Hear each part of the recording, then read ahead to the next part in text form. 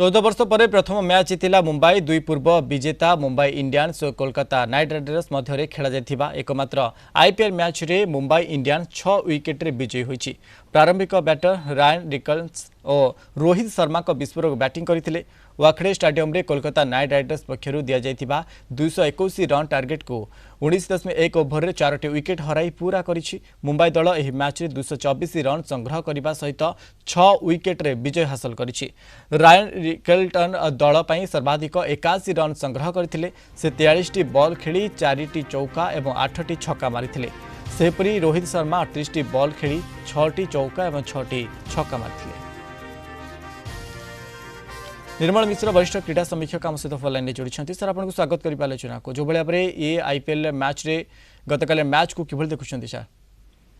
देखन सर मैंने गोटे मेसेज देछि होची एमआई ए माने गोटे बड़ वार्ता देछि अन्य टीम मानन को काली रे विजय माने बाबद रे आ चलित संस्करण रे एमआई को के हल्का भाबे ग्रहण करिवे नै आ विजय रु मुंबई रे चलित आईपीएल अभियान आरंभ होईछि आ रोहित शर्मा और रिकल